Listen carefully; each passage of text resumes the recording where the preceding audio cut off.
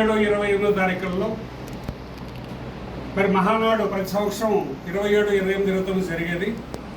కానీ ప్రత్యేక పరిస్థితుల్లో మోడీ గారు ఇచ్చిన పిలుపు మేరకు మనకి ఇవాళ ఉన్నటువంటి ఆర్థిక ఇబ్బందుల దృష్ట్యా చంద్రబాబు నాయుడు గారు, లోకేష్ గారు ఈ ప్రోగ్రాం కూడా కుదించి ఒక గ్రామ స్థాయిలో ఒక పండగ వాతావరణం తీసుకురామని ఆదేశించడం జరిగింది.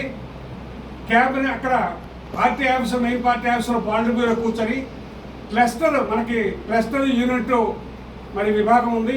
దానిలో క్లస్టర్ ఒక యూనిట్గా ఏర్పాటు చేసి 1876 క్లస్టర్లో కూడా ఈ పండగ వాతావరణాన్ని ఈ 2 రోజులు 27, 28 2 రోజులు కూడా ఒక పండగ వాతావరణంలో జూమ్ కాన్ఫరెన్స్లో మరి నిర్వహించుకోవడం జరుగుతుంది.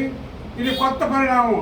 ఎందుకంటే ఎక్కడో నెల్లూరులో జరిగితే శ్రీకాకుళం నుంచి, పాతిపట్నం నుంచి, ఇక్కడ నుంచి కార్యకర్తల్లో కొంచెం కష్టంగా ఉండేది.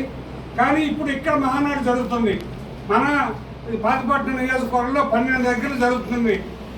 మరి 12 దగ్గరలో కూడా ఆ సమీపంలో ఉన్నటువంటి మన కార్యకర్తలు, ప్రెస్లు, యూనిట్, బూతు, తర్వాత కేఎస్ఎస్లు అందరూ విరివిగా, పార్టీ అధ్యక్షుడు, గ్రామ పార్టీ అధ్యక్ష కార్యదర్శులు అందరూ విరివిగా పాల్గొని, ముఖ్యమైన కార్యకర్తలు కూడా, నాయకులు కూడా పాల్గొని ఏదైతే ప్రభుత్వం చేసిన గత 2 సంవత్సరాల్లో చేసిన అభివృద్ధి సంక్షేమ కార్యక్రమాలు ప్రతి గ్రామానికి, ప్రతి చివరి మనిషి వరకు వెళ్ళాలని, మనం ఇంకేమైనా హామీలు ఇవ్వాల్సి ఉంటే అది కొద్ది రోజుల్లో హామీలు కూడా పూర్తి చేస్తామని ప్రజలకి ఒక మెసేజ్ ఇవ్వడానికి ఈ మహానాడు పండుగ జరుగుతుంది.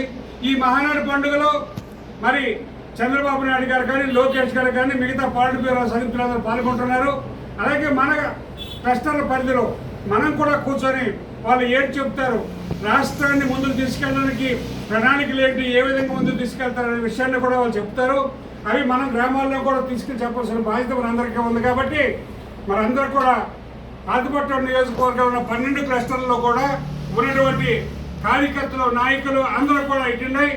మొత్తం కార్యక్రమాన్ని జయప్రదం చేయాలని, ఈ 2 పండుగ దినాలు మన ఇంట్లో జరుపుకునే పండుగ కార్యక్రమంలాగా చేయాలని మీ అందరితో దాని సెలవు తీసుకుంటాను.